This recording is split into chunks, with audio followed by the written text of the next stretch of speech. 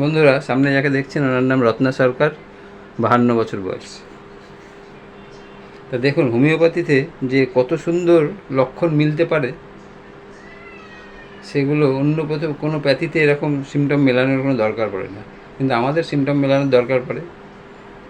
যেহেতু আমরা কি বলি, আমরা সবসময় বলি we treat the patient not the disease. আমরা একজন পেশেন্ট একটা ডিজিজ নিয়ে আসলো, সেই ডিজিজের জন্য একটা ওষুধ নির্বাচন করব, সেরকম কখনোই হতে পারে না। আর সেরকম যদি হয় তাহলে কিন্তু পেশেন্টকে কখনোই সেটা সারানো যাবে না। তো ওনাকে দেখাতে চাই এই ভিডিওতে আমি যে একজন পেশেন্টের কত সুন্দর সিমটম মিলতে পারে। ওনার সব সিমটম রয়েছে, যে ওষুধটা নির্বাচন করেছি ওনার সব সিমটম রয়েছে। তো উনি যে সমস্যার জন্য এসছে, ওনার হচ্ছে ক্রনিক কনস্টিপেশন, দীর্ঘদিন ধরে কষা পায়খানা, তাই তো? এবং কিছুদিন আগে এমন হলো যে পায়খানা অনেক দিন ধরে হচ্ছে না, তার জন্য হসপিটালাইজ করতে হয়েছে, তাই তো? তার জন্য হসপিটালাইজ করতে হয়েছে। হসপিটালে গেছে, ডুজ দিয়েছেন, কিছুদিন পারগেটিভ দিয়েছে, এখন কয়েকদিন পায়খানা ঠিক হচ্ছে, কিন্তু দীর্ঘদিন ধরে ওনার কনস্টিপেশনে ভোগে, তাই তো? প্রচুর শক্ত পায়খানা। প্রচন্ড শক্ত।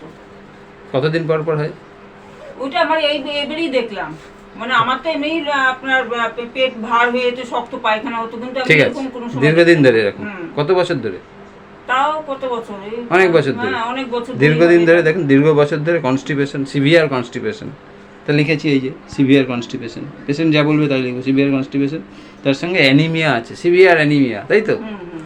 এবং এর দুবার ব্লাড দিতে হয়েছে, তার ব্লাড ট্রান্সফিউশনের প্রয়োজন হয়েছে। এই যে লিখেছি severe anaemia severe has to blood transfuse 2 times has to blood transfuse. তাহলে দেখুন, একজন কনস্টিপেশন আছে, একজনের সিভিয়ার অ্যানিমিয়া আছে, পেশেন্ট লিন থিন ইমাসিয়েটেড।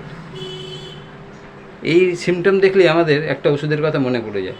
তা সেটা তো আমরা, যাই হোক, আমরা যেহেতু বলি যে we treat the patient not the disease, এই জন্য আমরা শেষ পর্যন্ত পেশেন্টের না দেখে আমরা কোনো ওষুধ নির্বাচন করতে পারি না।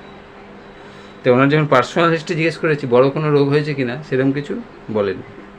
ফ্যামিলি হিস্ট্রিতেও বিশেষ কিছু রোগ নেই, বংশে বাবা মায়ের যে বড় কিছু ছিল সেরকম কিছু না। তাহলে লিখেছি পার্সোনাল হিস্ট্রিতে সিবিএ, একবার বলছে সিবিএ হয়েছিল, আর বংশে সেরকম কিছু রোগ নেই। গায়ে শীত না গরম কি বেশি লাগে বলেছেন? গায়ে গরম বেশি লাগে, সিভিয়ার হট পেশেন্ট লিখেছি। ঘাম কেরম বলেছেন? ঘাম প্রচুর আছে। এই যে দেখুন hot patient, severe hot patient, এই যে হট পেশেন্ট, সোয়েট $+। খেতে কি ভালো লাগায় জিজ্ঞেস করাতে বলছেন যে নুন ছাড়া খেতেই পারেন না, তাই তো? এখন বারণ করেছে ডাক্তার, এই হসপিটালে ভর্তি হয়েছে, বলেছে নুন খাওয়া ভালো না, খায়েন না। কিন্তু আপনি কম নুন খেতেন না, নুন লাগতোই, গাদা নুন খেত। এছাড়া তিতো খেতে পছন্দ না? পছন্দ না। এছাড়া তিতো খেতে পছন্দ, ঝালটা পছন্দ বলেছেন, ঝাল পছন্দ। মাছ মাংস ডিমের মধ্যে কোনটা পছন্দ? মাছ খেতে পছন্দ। আর ভাত আর রুটির মধ্যে কোনটা পছন্দ?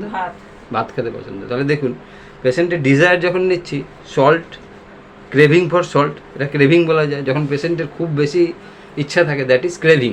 তাহলে ক্রেভিং ফর সল্ট। এছাড়া ওনার chilli, bitter, fish and rice is desire. আর খেতে কি পছন্দ করে না জিজ্ঞেস করাতে বলছে রুটি খেতে একদম পছন্দ না। রুটি খেতে পছন্দ না, তো সেই জন্য যা পেয়েছি এই যে লিখেছি, ব্রেড ইজ অ্যাভারশন, আর salt, chilli, bitter, fish and rice is craving, desire, তার মধ্যে ক্রেভিং সল্ট। এছাড়া ওনার রোদ সহ্য হয় কিনা জিজ্ঞেস করাতে বলছেন কি? রোদ একদম সহ্য হয় না, রোদে যেতেই পারেন না, রোদে যেতে পারে না। না খেয়ে উপোস করে থাকতে পারেন কিনা জিজ্ঞেস করাতে? করতে পারেন, কোনো অসুবিধা হয় না। তাহলে ক্যান স্টার্ভিং $+। স্নান করতে কেমন পছন্দ জিজ্ঞেস করা, যে গরমকালে কবার স্নান করেন?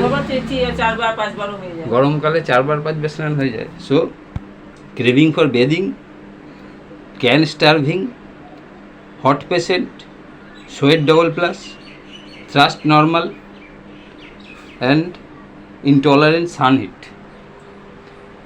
এরপরে যখন জিজ্ঞেস করছি যে আচ্ছা আপনি যে কাজকর্ম করেন, হাত থেকে কি জিনিসপত্র পড়ে যায় মাঝে মধ্যেই? কি বলেছেন?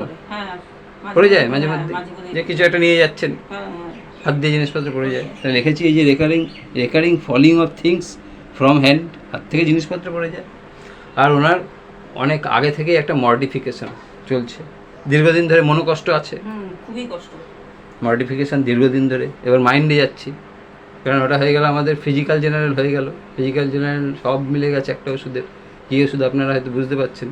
এবার যখন মেন্টাল জেনারেলে গেছি তখন মর্টিফিকেশন ডবল প্লাস, দীর্ঘদিন ধরে একটা মনোকষ্ট আছে, খুবই কষ্ট। রাগ আছে না রাগ- শান্তশিষ্ট, রাগ, প্রচণ্ড রাগ, মানে কেউ কিছু বললে একটু রাগ হয়ে যায় মেয়ের। প্রচণ্ড রাগ আছে।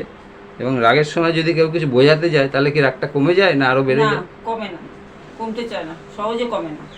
রাগ সহজে কমে না, না, কিছু বোঝাতে গেলে কি আরও বেড়ে যায়? বেরিয়ে যায়। তাহলে ইরিটেবল, কনসোলেশন, অ্যাগ্রাভেশন।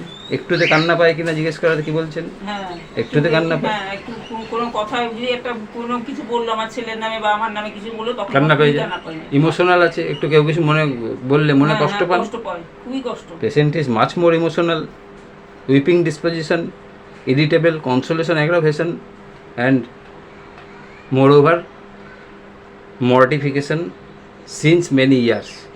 সো বন্ধুরা, patient complain is severe constipation, anaemia, both are in our natramur patient is hot, so patient is hot, sweat double plus, sweat, craving for salt, bitter, fish, rice, aversion to bread, intolerance of sun heat, bathing prefer, craving a can starving, thirst much more, falling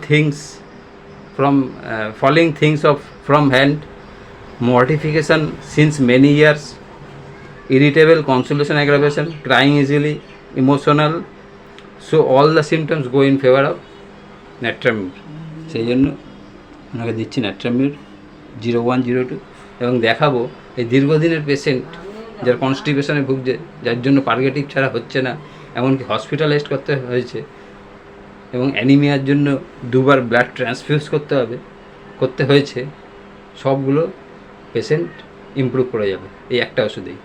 তো আপনার ভিডিওটা আপনার permission নিয়ে করলাম, যাতে আমাদের junior follower যারা আছে তারা জানুক যে কী সিমটমে কী ওষুধ হয়। তো আপনি পারমিশন দিয়েছেন, অনেক ধন্যবাদ।